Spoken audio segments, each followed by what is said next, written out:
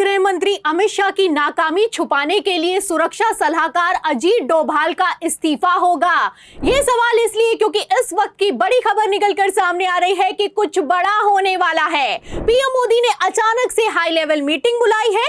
इस मीटिंग में राजनाथ सिंह समेत अजीत डोभाल को लाइन हाजिर किया गया है, तो वहीं दूसरी तरफ गृह मंत्री अमित शाह इस मीटिंग से गायब हो गए हैं। तो क्या पहलगाम आतंकी हमले में हुई चूक के जिम्मेदार अजीत डोभाल का 24 घंटे में इस्तीफा होगा? क्या अमित शाह को बचाने के लिए पीएम मोदी कुछ भी करने के लिए तैयार हैं? आखिर क्यों पीएम मोदी की हाई लेवल मीटिंग में गृह मंत्री अमित शाह नहीं पहुंचे? इन सभी सवालों के जवाब आपको एक एक करके बताएंगे। मीटिंग में अजीत डोभाल पर पीएम मोदी ने कितना तगड़ा दबाव बनाया है, तस्वीरें भी दिखाएंगे। लेकिन खबर में सबसे पहले आप इस वक्त की बिग ब्रेकिंग देखिए। खबर आप देखिए न्यूज़ 18 की। देखिए इस खबर में लिखा हुआ है कि India Pakistan tension live updates, कुछ बड़ा होने वाला है। पीएम मोदी से फिर मिलने पहुंचे राजनाथ, अजीत डोभाल भी साथ। तो हाई लेवल मीटिंग बुलाई गई है। अचानक से ये मीटिंग हुई है और इस मीटिंग में गृह मंत्री अमित शाह को नहीं बुलाया गया है। जी हाँ, जो अमित शाह कल तक हर मीटिंग में शामिल हो रहे थे, सर्वदलीय बैठक की अध्यक्षता कर रहे थे, वो अचानक से पीएम मोदी की मीटिंग से गायब हो गए हैं। वो भी उस मीटिंग से गायब हो गए हैं जिसको लेकर गोदी मीडिया बिग ब्रेकिंग चला रहा है कि कुछ बड़ा होने वाला है। तो क्या बड़ा होने वाला है और क्या ये कुछ बड़ा गृह मंत्री अमित शाह की मंजूरी के बिना ही हो जाएगा? नहीं होगा, ये आप भी जानते हैं और मैं भी जानती हूं। अब ऐसे में सवाल ये खड़ा होता है कि क्या अमित शाह को बचाने के लिए अजीत डोभाल का इस्तीफा होगा? क्या इसीलिए गृह मंत्री अमित शाह इस मीटिंग में शामिल नहीं हुए हैं? आपको बता दें कि सूत्रों के हवाले से आ रही जानकारी के मुताबिक अजीत डोभाल को फंसाकर गृह मंत्री अमित शाह को बचाने की तैयारी पूरी कर ली गई है। और इसका भांडाफोड़ तो तभी हो गया था जब पीएम मोदी ने पहलगाम हमले की जानकारी मिलते ही अमित शाह को तुरंत पहले तो श्रीनगर जाने के निर्देश दिए और डोभाल को विदेशी यात्रा से लौटते ही एयरपोर्ट पर लाइन हाजिर कर दिया। तस्वीरें नहीं याद है तो मैं आपको तस्वीरें भी दिखा देती हूं।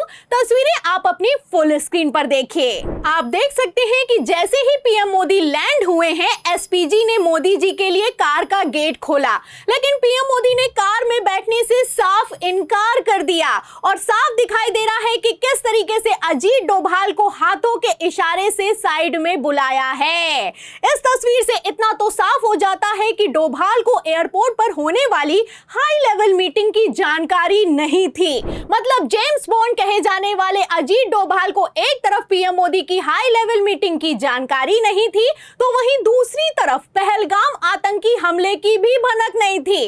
और ये तो खबर भी मौजूद है। खबर आप देखिए जी न्यूज़ की, इसमें लिखा भी हुआ है कि पाकिस्तान में इतने दिनों तक जासूसी करते रहे अजीत डोभाल, आईएसआई को भी नहीं लगी इसकी भनक। तो ये खबर बाकायदा बिग ब्रेकिंग में जी न्यूज़ ने चलाई है। अब जी न्यूज़ किसके इशारे पर डोभाल को टारगेट कर रहा है, समझने वाले अपने आप में समझते हैं। डोभाल को तो टारगेट किया जा रहा है, डोभाल को तो मीटिंग में भी बुलाया जा रहा है। पीएम मोदी भी हाथों से इशारा करके अजीत डोभाल पर तगड़ा दबाव बना रहे हैं। लेकिन गृह मंत्री अमित शाह की जवाबदेही का क्या होगा, सवाल तो इस बात का खड़ा होता है। आपको बता दें कि 2008 में जब कांग्रेस की सरकार में आतंकी हमला हुआ तो सुरक्षा सलाहकार और गृह मंत्री दोनों ने घटना में हुई चूक की जिम्मेदारी लेते हुए तत्काल अपने पद से इस्तीफा दे दिया था। लेकिन इस बार मोदी सरकार ने पहली बार अपनी चूक तो मान ली है, लेकिन किसी पर कोई एक्शन अभी तक निकलकर सामने नहीं आया है।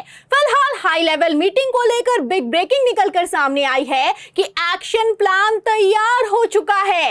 इस खबर में लिखा हुआ है कि राजनाथ सिंह और डोभाल के साथ हुई 40 मिनट की मीटिंग में बड़ा फैसला लिया गया है। तो क्या ये हवाबाजी है या फिर कि सच में बड़ा फैसला लिया गया है? और अगर ये फैसला लिया गया है तो इस मीटिंग में गृह मंत्री अमित शाह क्यों नहीं शामिल हुए हैं? इस मीटिंग को लेकर कई तरह के सवाल खड़े होते हैं। खबर है कि आडवाणी और मुरली मनोहर जोशी की तरह 80 साल के हो चुके अजीत डोभाल को भी रिटायर करने की तैयारी है।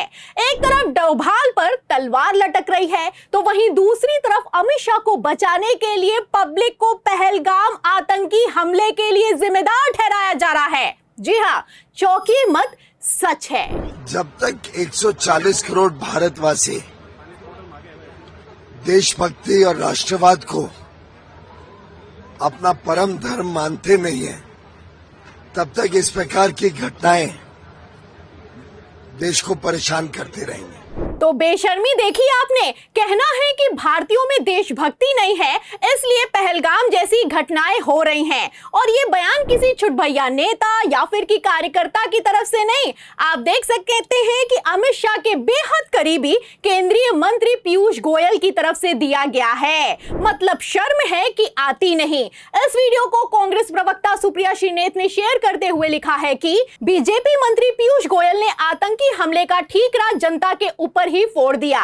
मतलब सुरक्षा और खुफिया तंत्र में हुई चूक के जिम्मेदार लोग हैं। इतनी थितरई आती कहां से है इन लोगों में? अरे जो लोग महाकुंभ में हुई मौतों को छोटी मोटी घटना बता सकते हैं, उनके लिए पहलगाम आतंकी हमले के लिए पब्लिक को जिम्मेदार ठहराना अपने आप में कोई बड़ी बात नहीं है। वैसे देखा जाए तो ऐसी निकम्मी सरकार चुनने के लिए तो पब्लिक ही जिम्मेदार है। पूरी तरीके से जवाबदेही जिम्मेदारी अमित शाह साहब की है, मोदी जी की है। अब चूंकि वो होम मिनिस्टर हैं, उन्हीं की जवाबदेही है।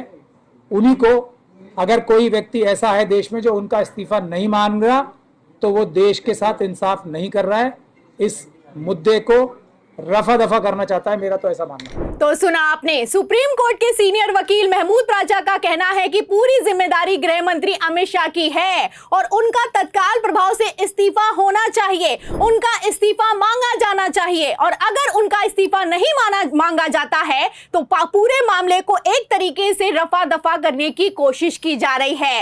लेकिन यहां पर मैं आपको बता दूं कि इस्तीफा देना तो दूर की बात है, पब्लिक को ही जब आतंकी हमले का जिम्मेदार ठहराया जाए तो फिर क्या ही कहा जाए।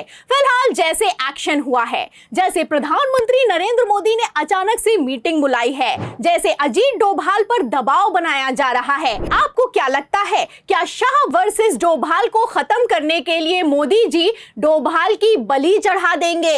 या फिर की सवाल तो यह भी खड़ा होता है कि क्या सिर्फ मामले को रफा दफा करने के लिए हवाबाजी की जा रही है? इस सवाल के जवाब में इस पूरी रिपोर्ट पर आपकी क्या राय है? अमित शाह को बचाने के लिए भाजपा या फिर यूं कहें मोदी जी किस हद तक जाएंगे? जो भी आप सोचते हैं हमें कमेंट बॉक्स में जरूर लिखें। वीडियो को ज्यादा से ज्यादा शेयर करें ताकि सच्चाई दूसरों तक पहुंच सके। हमारे चैनल को लाइक करें, सब्सक्राइब करें, ज्वाइन करें। फिर मिलते हैं अगली खबर के साथ, तब तक के लिए धन्यवाद।